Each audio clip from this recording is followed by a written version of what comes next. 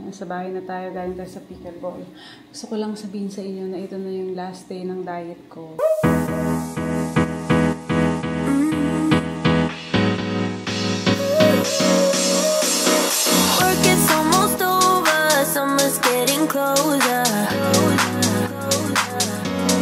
Hi mga Zoobs! Magandang araw sa inyo for today's vlog. Tanghali na naman, well, hapon na nag-start ang vlog natin. Kasi alam ninyo, the whole day we're just in and out the house. At si Andy busy sa paghatid sundo sa mga bata dahil hindi pa regular yung classes ni Aliyah. And usually kasi kung sabay sila papasok, medyo may konting delay lang, pero yun nga, medyo irregular, so magulo yung schedule na, ng hirap i-vlog. And the whole day we just stayed in the house. Basically nag-edit siya ng maraming reels at naburo mo yung vlog, diba, sabi mo, babe? Yeah, so annoying. Kaya nagdoble doble edit siya. I had to edit the same vlog twice. No, kasi I went upstairs and then I was like, good, I got the vlog done early, so I did 2. And then when I checked, I was like, nasaan? Where's the other one? Nabura niya. So he needs, at least it wasn't a long vlog. Do it again, kaya wala kami masyadong nagawa. And ano ba, your mom went to Aura, nagpamasahe siya and nagpa-nails kasi malapit na siyang umuwi. Pupunta ng Australia. And good news, who's coming to Australia soon? Me and Andy decided na kami lang muna ang pupunta sa Australia kasi may kailangan kaming asikasuhin. And also for my papers, it's important na makauwi ako this year. Kaya nakabook na kami. Hindi na lang muna namin sinama yung mga bata kasi syempre nagsa-school na sila. Ayaw namin na masyadong maapektuhan na yung school nila dahil last year medyo affected siya. And yun, okay lang naman yun. And at least my family is here. Pwede ko silang iwan. Tsaka meron naman silang sem break. Sa sem break, if ever may chance na makapunta, why not? Kumbaga yung bakasyon naman, madali naman yan gawin. But it's just the start of the year too. The kids are only allowed 30 days unless may emergency. Parang emergency. Kasi sa Australia, hindi masyadong strict sa days off. And here, it's a lot more strict. So, syempre we don't want to waste or use up all of those days in the first quarter of the year. Yes. It's better later in the year just in case something comes up. Tsaka sandali lang naman tayo. We just need to fix these papers, diba? So, ayun. Parang first time natin pupunta ng Australia na tayong dalawa. Is it? Kasi the first time with King. And the second time was with Aliyah. Tapos the third time yung kay Mimi. Tapos doon na tayo tumira. Makakagimik pa tayo doon. Pwede. Saglit lang naman kami, mga kids. We'll go out with Jaja to the... Well, she doesn't really go out anymore. Wala na. Si Jaja ay full-time na doon. Kaya hindi na siya talaga lumalabas. Actually, sabi niya na-enjoy niya kasi mas nakikita niya nakakaipon siya. Which is good. Tamang mindset yan. Tsaka maaga siyang natapos eh. Di ba? Maaga siya nakagraduate at maaga niyang nakita ang hirap din ng buhay. Which is tama lang din. Ako, I was 22 when I finished yung mga ganyan. Sawa din ako agad. Ikaw? Saan? Pasawa eh. Hanggang ngayon gusto mo pa rin lumabas eh. Saan? Sa mga Kumimik, oo. Hindi naman. Mga 28. Sobrang late. Hindi kasi parang it was stages for me where when I was 18, syempre sa Australia, pwede kumimik, diba? Yeah. So from 18 to 21, Australia. Then when I came here, I'm 21, and then probably stopped for 3 years, and then when I met you, 6 years. I stopped drinking for 6 straight years. Yeah. Yeah, we stopped drinking for 6 years. And it was like we barely go out. It's like how often? Yeah, because we focus on the health. It's like once a month. We prefer more the in-house. At home. But you know, sometimes I like to go out because I just want to dance. That's where I let it all out on the dance floor. At ngayon nga pala mga subs, kami papunta na sa gym kasi we don't wanna waste, you know, a day na hindi kami nagji-gym kung kaya naman. Nainis kami kasi umulan. Naka-reserve kami for later para sa pickleball. Yung Pero pickleball na yun ay outdoor. So matutuyo ba yun agad, Daddy? Hindi pa tayo madudulas to. Hindi. The roads are... Sa bagay. Sana Kasi matuloy. the tennis courts, they usually have the... We call it squeegee, where you brush all the water off. Usually only takes 15 minutes. Oh, that's good. Kasi gusto ko talaga mag-pickleball. Yeah. But it looks like it's clearing up. So naka-schedule kami. So maganda yan. Mag-workout muna kami ngayon. Tapos konting cardio. And then mamaya yung major cardio.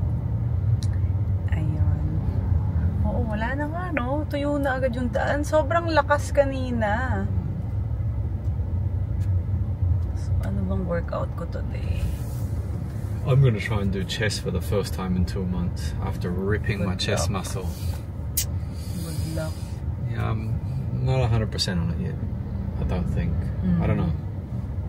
I'll know when I do my first set.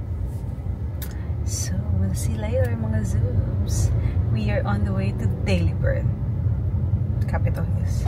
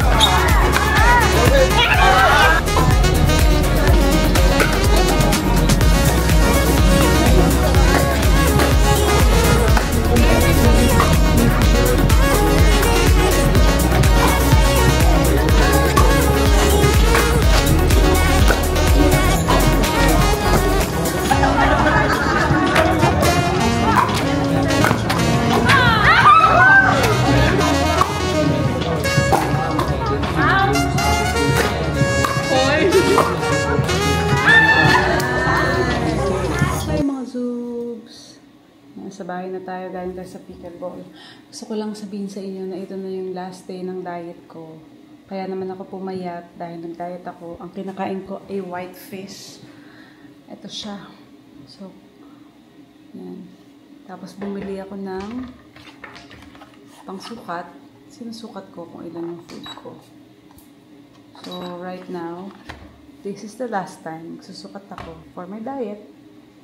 And it's 50 grams of white fish only. Kaya ito na kakainin ko for dinner. Pangatlong kain ko pa lang today. Tomorrow kasi may pictorial kami. So, gusto ko medyo maganda yung itsura ko. Kaya nang diet tayo. So, ayun lang. Yun ang naging sikreto. Tayo ay kumain ng white fish for the whole 10 days. Pero payat, oh. Payat. Anyway, kasama na din yung pickleball dyan, tsaka gym, syempre. Okay, kain na tayo. Yung white fish ko, bangus, tilapia, galunggong, tsaka sea bass. Yung mga kinain ko. Yung iba, air fryer, grilled. Tapos ito ngayon paksiw. Parang konting lasa kasi ang hirap kumain ng walang lasa. Tapos nagle-less salt sana. Pero hindi man super hardcore yung Victoria Record. Gusto ko lang maging lean ng konti. Ayan na baby yung ano mo, food mo. Si Andy naman, nag-order siya ng Starbucks. Galing kami sa pickleball. So, nandun na yung order niya. Yung mga bata, si Mimi tulog na. Si Lele, andito pa sa lola niya, binabantayan niya. Wala pa rin lasa, actually. Pero okay lang. Last day na. Tomorrow makapag-wine na ako.